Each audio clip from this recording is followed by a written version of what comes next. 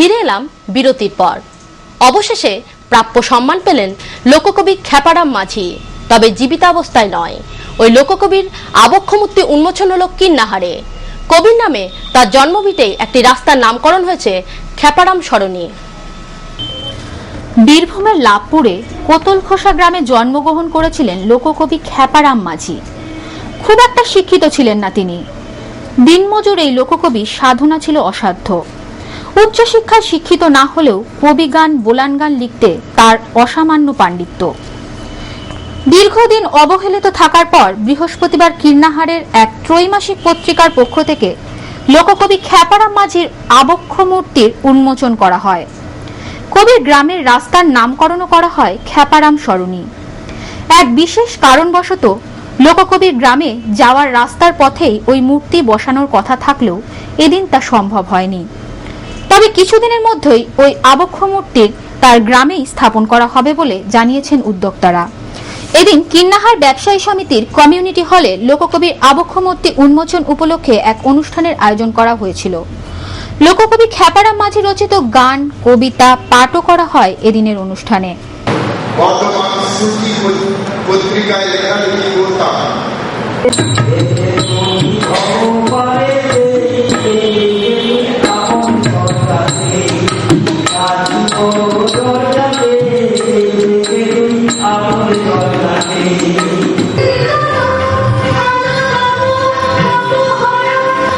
বিদ্যার্পণ সংবাদ, কীর্ণাহার।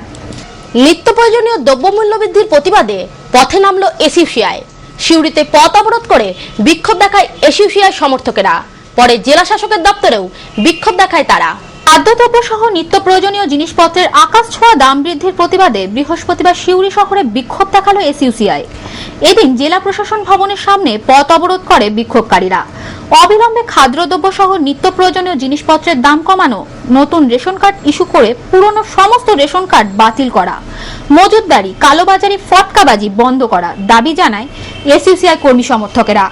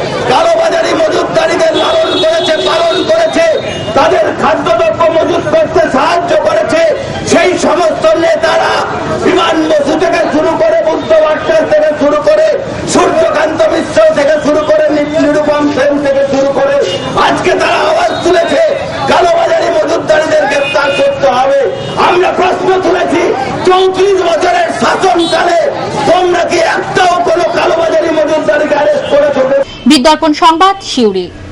শবে বরাত দিনটিকে গভীর শ্রদ্ধার সঙ্গে পালন করলেন ইসলাম সম্প্রদায়ের মানুষ। ঘরে ঘরে আলোর রোশনায় মহিলারা যেমন ব্যস্ত থাকলেন নানান খাদ্য সামগ্রী তৈরিতে, তেমনি বাড়িতে বাড়িতে আল্লাহ তাআলার উদ্দেশ্যে মাথা নত করতে দেখা গেল।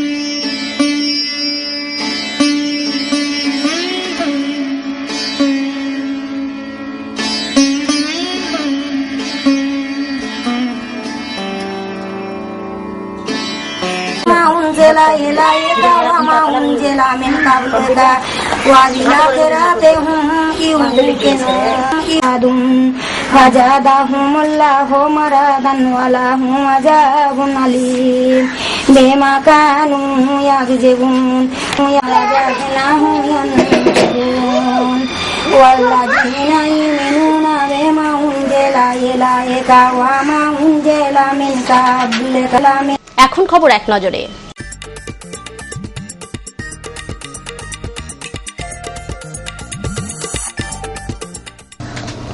ফের মন্দিরে চুরির ঘটনা ঘটল সাঁইথিয়ায়।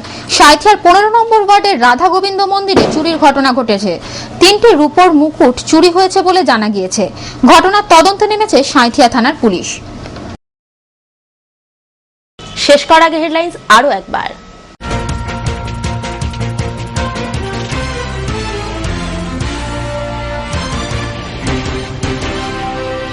সবজির বাজারে কালোবাজারি রুখতে সিউড়ির কোটবাজারে হানা দিলেন জেলা পুলিশ সুপারের নেতৃত্বাধীন টাস্ক ফোর্স।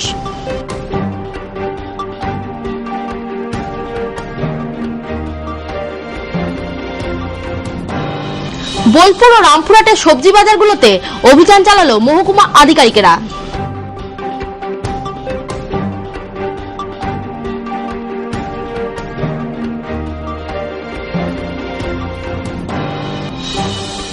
রামপুরহাটের রদিপুর গ্রামে এক মহিলার অস্বাভাবিক মৃত্যু।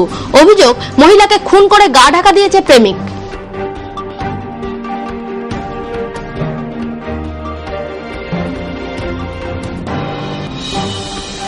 অস্বাভাবিক মূল্যবৃদ্ধির প্রতিবাদে পথ অবরোধ ও জেলা শাসকের দপ্তরে বিক্ষোভ দেখালো এসইউসিআই।